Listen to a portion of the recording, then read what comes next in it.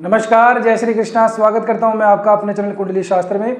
मेष राशि हो चाहे मेष लग्न हो, जी हाँ, दोनों के लिए ये वीडियो इंपॉर्टेंट रहने वाला है। आज हम बात करेंगे वीकली यानी कि साप्ताहिक राशिफल की 13 अप्रैल से लेकर 19 अप्रैल के बीच में क्या कुछ रहने वाला है, क्या कुछ ग्रहों में परिवर्तन हुआ है, कौन कौन सी बड़ी तिथियां आ रही हैं, इंपॉर्टेंट डेट्स के बारे में भी आज हम बात करेंगे। तो सबसे पहले तो एक और जो है आप लोगों के लिए खुशखबरी ही है। खुशखबरी ये है कि 14 अप्रैल के दिन, जी हाँ, 13 अप्रैल के बाद में 14 अप्रैल जैसे ही आएगा, 14 अप्रैल के दिन सूर्य महाराज जो हैं वो अपनी उच्च की राशि मेष के अंदर, जो कि आपकी ही राशि, आपका ही लग्न बनता है, उसमें प्रवेश करेंगे। सूर्य इस राशि के अंदर उच्च के होते हैं और बहुत ज़्यादा बलवान होते हैं। क्या कुछ इम्पैक्ट पड़ेगा इसका, इसके बारे में बात करेंगे। बाकी अगर आप देख रहे हैं तो सूर्य जैसे ही यहाँ से आगे बढ़ेंगे तो बुध, शनि और मंगल, इनका जो योग बना हुआ है आप लोगों के 12वें भाव के अंदर, चतुर्ग्रही योग, वो ब्रेक हो जाएगा 14 अप्रैल के दिन और त्रिग्रही योग में कन्वर्ट हो जाएगा। लेकिन उसी समय पे चंद्रमा आगे प्रवेश करेंगे तो चतुर्ग्रही योग फिर से बनेगा एक बार। ठीक है, तो चलिए शुरू करते हैं। सबसे पहले आपके करियर को ही ले लेते हैं। करियर की अगर मैं बात करूं तो उसके स्वामी शनि बनते हैं, आपको पता ही है। शनि वैसे वर्तमान में अस्त चल रहे हैं और अस्त शनि का प्रभाव आप लोगों के लिए जो है थोड़ा सा नेगेटिव होगा। कारण ये है क्योंकि मेष लगन वालों के लिए केंद्र के स्वामी बनते हैं, लाभेश भी बनते हैं शनि, लेकिन साथ के अंदर मंगल की युति जो कि आपके लग्नेश और साथ में ये या यूं कहूँ कि राशिश बनते हैं, वो भी शनि के साथ में युति करके बैठे हैं और अभी तक तो रहेंगे, आगे समय तक भी रहेंगे। बुध की यहाँ पे युति थोड़ी समीकरण बदल देती है। जी हाँ, 11 अप्रैल के दिन बुध ने यहीं पे प्रवेश किया, कुंभ राशि को छोड़ा और आगे प्रवेश किया, तो यहाँ पे त्रिग्रही योग बना। बेसिकली क्या होता है कि इस तरह का जो योग होता है ये प्रवास करने वालों के लिए ज़्यादा बेटर माना जाता है। प्रवास मतलब जो माइग्रेट करते हैं, एक जगह से लंबी डिस्टेंस को दूर करके अपने काम के लिए जाते हैं, व्यापार के लिए जाते हैं, बिजनेस के लिए जाते हैं। आज के ज़माने में इसको विदेश यात्रा कह सकते हैं, बट सिंप्लीफाई थोड़ा सा करें क्योंकि जोग्राफिकली हमारा जो देश है उसका लैंड काफ़ी ठीक ठाक है। तो अगर आप वैसे देखें इसको तो एक स्टेट से दूसरे स्टेट में भी हम जो है प्रवास करने की चीज़ों को ले सकते हैं।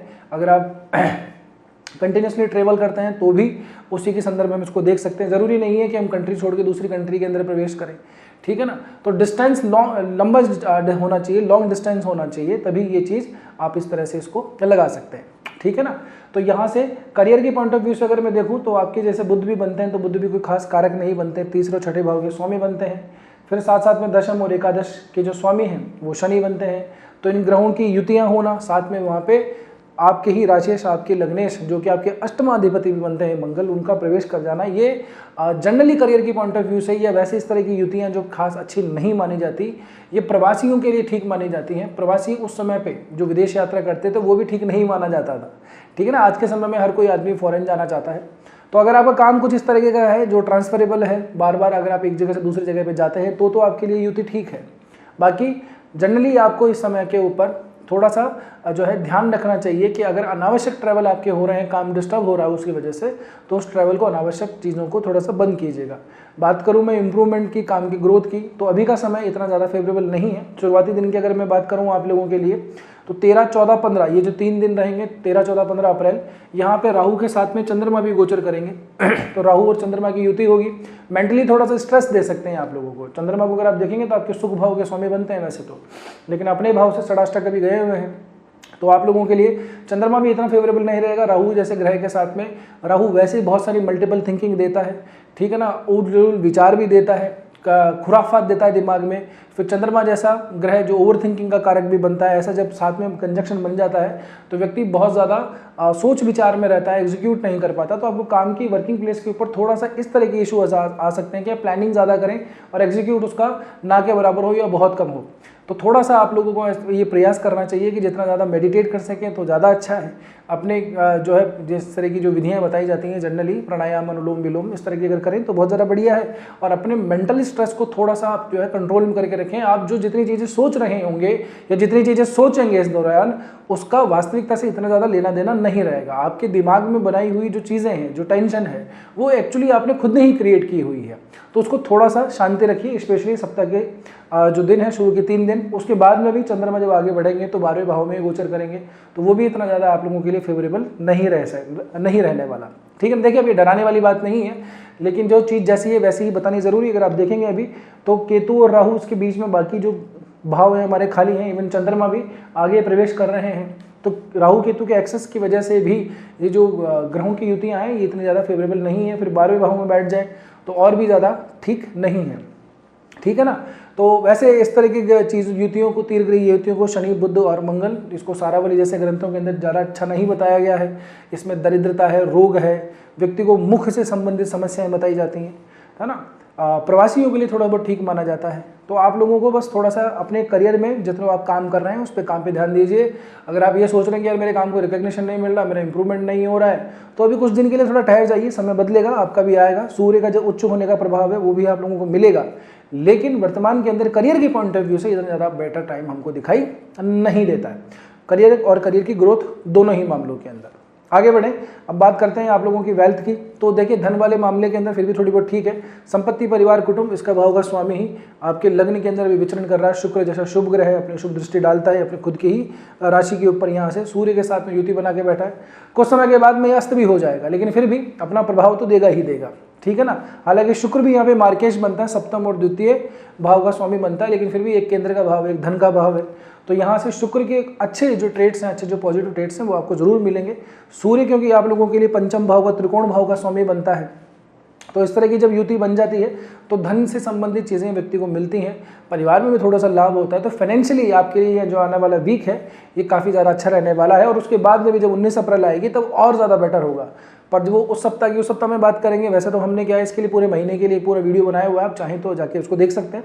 19 अप्रैल के दिन शुक्र भी यहाँ पे प्रवेश करेंगे, तो ये और भी अच्छी स्थिति होगी आप लोगों के लिए। तो धन के पॉइंट ऑफ व्यू से ठीक है। प्रॉपर्टी वगैरह में इन्वेस्ट करना चाह रहे हैं, कुछ खरीदना चाह रहे हैं इस वीक के अंदर, तो मैं कहूँगा कि अभी थोड़ा सा बच जाइए, थोड़ा सा रुकिए, ठहर जाइए। सप्ताह के जो आखिरी दिन होंगे 18 और 19 अप्रैल का जो दिन है ये आप लोगों के लिए बहुत ज़्यादा फेवरेबल है बनिस्पत के सप्ताह के शुरुआत में। अब एक चीज़ और जो मैं अपने सभी दर्शकों को बता देता हूँ, आपको भी बता देता हूँ कि इस गोचर को लगाते कैसे हैं। चाहे आप मेरा वीडियो देखिए, चाहे किसी का भी वीडियो देखिए, मेन जो प्रॉब्लम आती है कि यार कोई कुछ बोलता है, कोई कुछ बोलता है, अब माने किसकी बात। तो आप क्या करिए, अपने खुद की जन्म पत्रिका खोलिए, किसी भी सॉफ्टवेयर के अंदर डालिए अपनी डिटेल, अपनी पत्रिका खोल लिए, पत्रिका खोल के देखिए कौन सा ग्रह कहाँ पे बैठा हुआ, आपका लग्न कौन सा बनता है और उसके अंदर कौन से आपके शुभ ग्रह हैं, ठीक है ना। इतना अगर आप बेसिक भी अगर आप जानते हैं तो बहुत आपके लिए पर्याप्त होगा। उसके बाद में अपनी दशा महादशा को देखिए कि महादशा किस ग्रह की चल रही है, अंतरदशा किस ग्रह की चल रही है, प्रत्यंतर किसकी चल रही है। इन तीनों चीज़ों को ले लीजिए, इन 3 ग्रहों से संबंधित गोचर को सबसे पहले फैलाइए कि हाँ अभी इस वर्तमान के अंदर ये जो दशा, अंतरदशा, प्रत्यंतर दशा है, इनसे संबंधित ग्रह कहाँ पर हैं, ठीक है।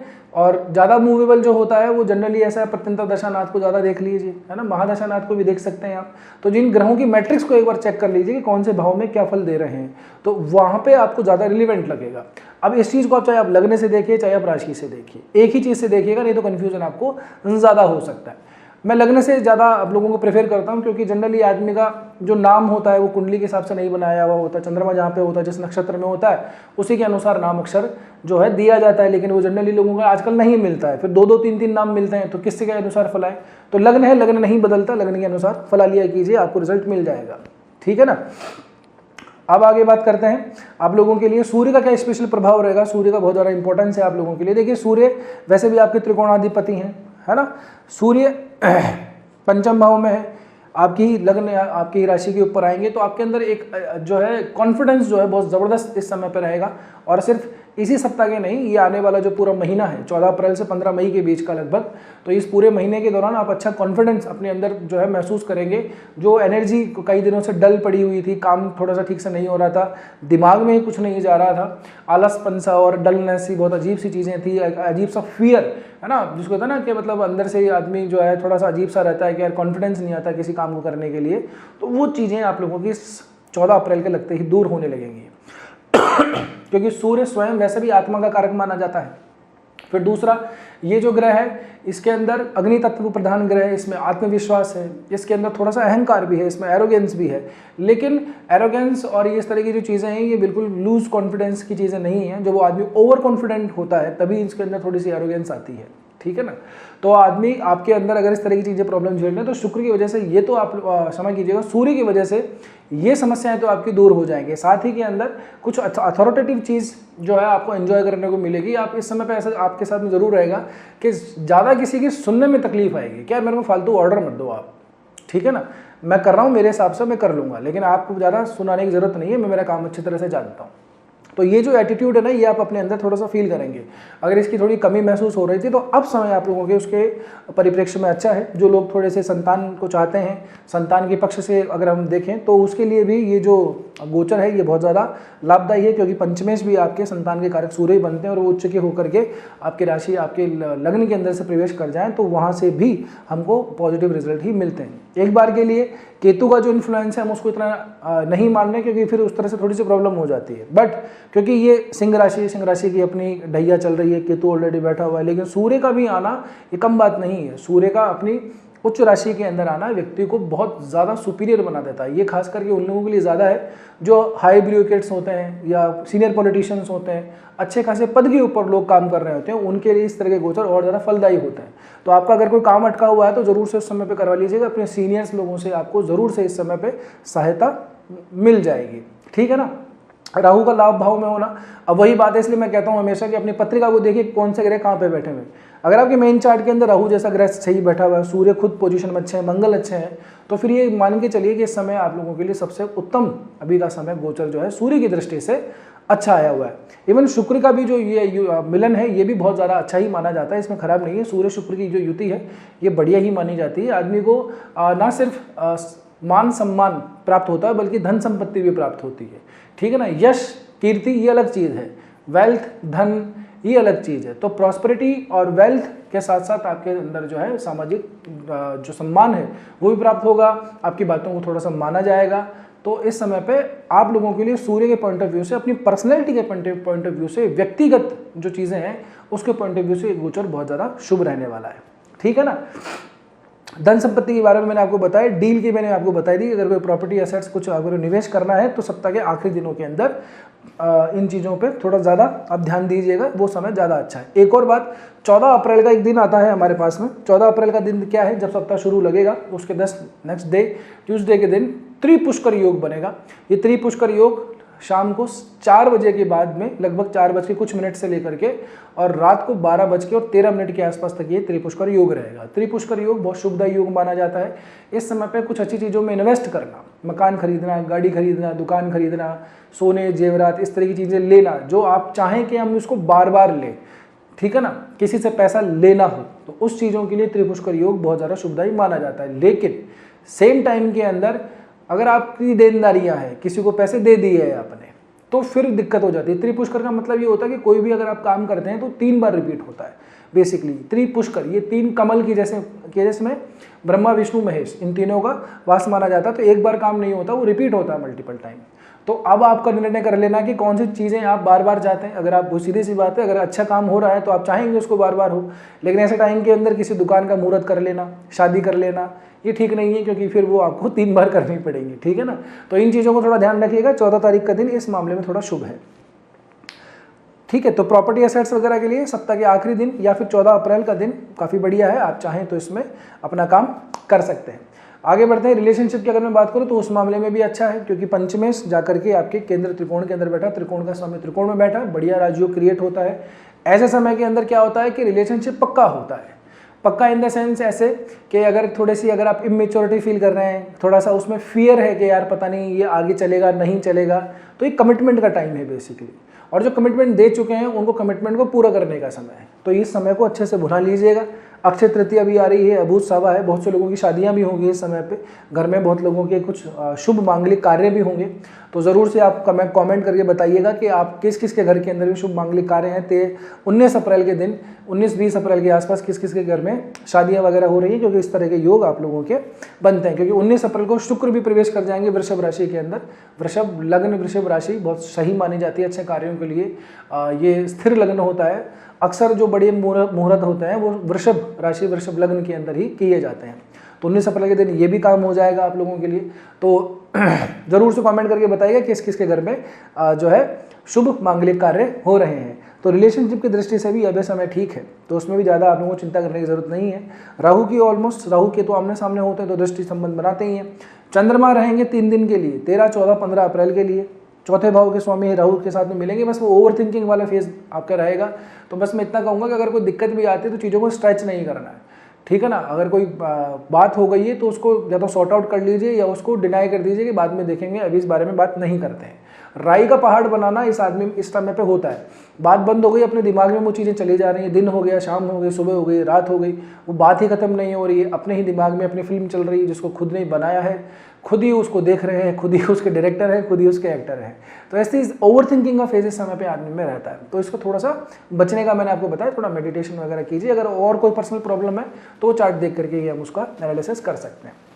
आगे बढ़ते हैं। बिजनेस व्यापार वालों के लिए मैं कहूँ तो उनके लिए भी समय ठीक है, खास करके जिनका काम वही है फॉरेन से रिलेटेड करता है, वो अपने स्टेट से कहीं बाहर जाता है, ठीक है ना। जिनका ऐसा एक्सपोर्ट इंपोर्ट का काम है, माइग्रेशन या वीज़ा सेटलमेंट इस तरह की कंपनीज़ के साथ में काम करते हैं, उन लोगों के लिए ज़्यादा फेवरेबल अभी समय है। या ऑनलाइन जिनकी अवेलेबिलिटी जो है, प्रेजेंस अच्छी खासी है, माल बाहर भी जाता है, अपनी स्टेट अपनी सिटी से भी बाहर जाता है, तो उनके लिए अभी समय ठीक है, क्योंकि इस भाव के स्वामी सीधे सीधे देखते हैं, ठीक है। तो अपने अंदर अपने हाथ में, अगर पार्टनरशिप के अंदर है तो खास करके आप लोगों को थोड़ी अथॉरिटी अपने हाथ में ले लेनी चाहिए अभी, ठीक है ना, क्योंकि सूर्य का इन्फ्लुएंस यही दिखा रहा है आपको।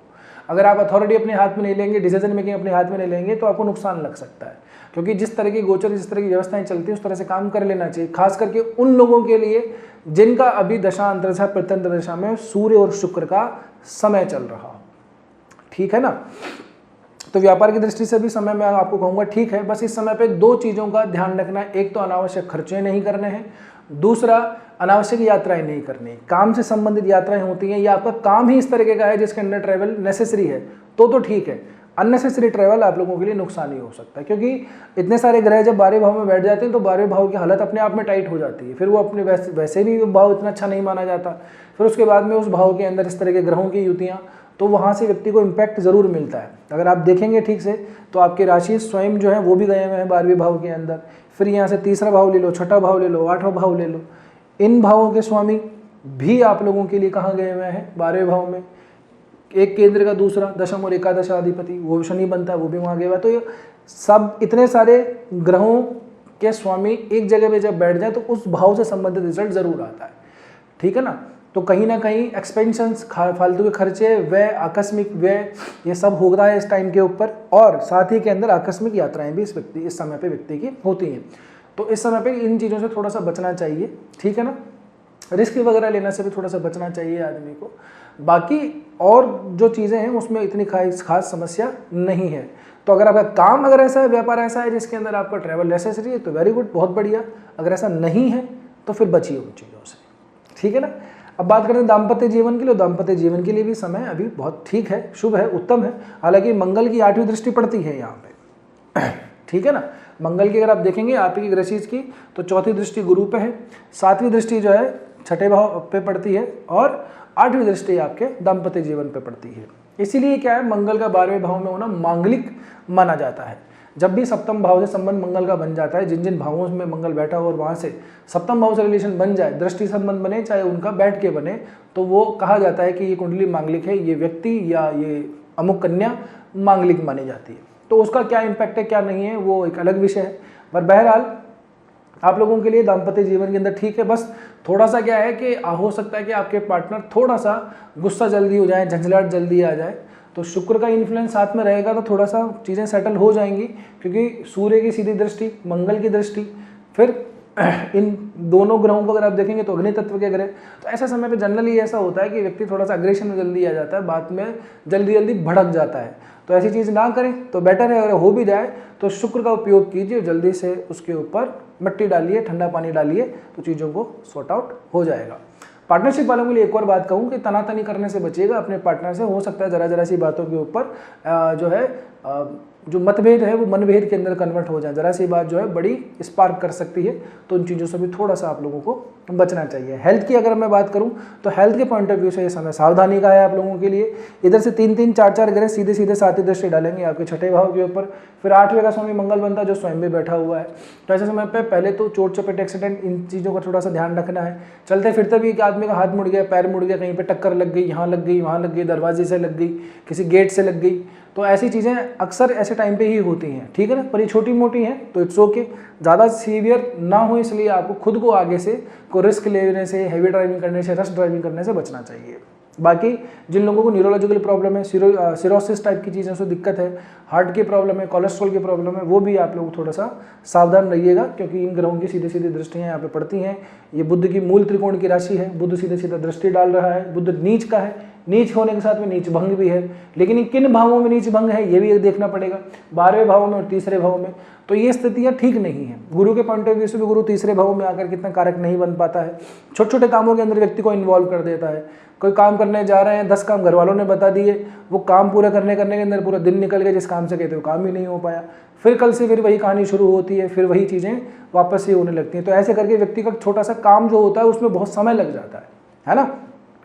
तो आप लोगों के साथ में भी अगर ऐसा हो रहा हो तो ज़रूर से आप ये ज़रूर देखिएगा कि किस ग्रह की दशा अंतरदशा प्रत्यंतरदशा चल रही है, और फिर उस हिसाब से आप उसको फला लीजिएगा, आपको ज़रूर से परिणाम मिलेगा। तो करें क्या सब, ज़्यादा कोई समस्या आ रही है तो वैसे वो स्पेसिफिक चार्ट देख के हम उसको ठीक से बता सकते हैं। बाकी ऐसे समय के अंदर सूर्य से संबंधित जो है चीज़ों का जितना ज़्यादा अगर आप आदित्य हृदय स्रोत का पाठ करें तो सूर्य के उच्च होने का फल आपको ज़्यादा मिलेगा। देखिए जो ग्रह बलवान है उसको और बलवान बनाइए, ठीक है। कमज़ोर ग्रहों को किस किस का इलाज करेंगे, तो सबसे पहले जो आपको सपोर्ट करता हुआ नजर आता है उसको थोड़ा सा सेट कीजिए। हनुमान चालीसा उसका भी वाचन कर सकते हैं, सुंदरकांड पढ़ने में अगर सक्षम है तो वो भी पढ़ सकते हैं आप आराम से। मंगल से संबंधित चीज़ों का दान भी दिया जा सकता है, अगर आप सक्षम है तो उसका जाप वगैरह कीजिए, ठीक है ना। अब देखो महाराज यहाँ तक पहुँचो तो वीडियो ठीक ही लगा होगा, वीडियो ठीक लगा है, अब रुकी हुई अब आप रुक जाइए, एक बार मेरी बात सुन लीजिए पूरी। आपसे एक रिक्वेस्ट है मेरी, एक थोड़ी सी शिकायत है, शिकायत कर लेते हैं पहले। शिकायत ये है कि आप वीडियो देख के चले जाते हैं, ना चैनल को सब्सक्राइब करते हैं, ना लाइक करते हैं, ना दुआ ना सलाम, बस आप आके चले जाते हैं। तो चैनल को सब्सक्राइब जरूर से कीजिएगा, वीडियो कैसा लगा है कमेंट करके ज़रूर बताइएगा। अब रिक्वेस्ट मेरी ये है, जब कमेंट करने जाएंगे तो उसमें हाइप का ऑप्शन आता है, कमेंट सेक्शन को स्वाइप करेंगे वहाँ पर हाइप का ऑप्शन आएगा, वीडियो को हाइप ज़रूर से दे दीजिएगा, ठीक है ना। और एक और बात, अगर आपको पर्सनली अपने को चार्ट वगैरह दिखाना तो नीचे कॉन्टैक्ट इन्फॉर्मेशन दी हुई है, आप चाहें तो मुझसे कंसल्ट कर सकते हैं, अपना अपॉइंटमेंट बुक करवा सकते हैं, ठीक है ना। बस आज के वीडियो में इतना ही, मिलते हैं अगले वीडियो में, तब तक के लिए स्वस्थ रहिए, मस्त रहिए, अपना और अपना ध्यान रखिए। जय श्री कृष्णा, जय श्री राम, हर हर महादेव, जय गौरी शंकर।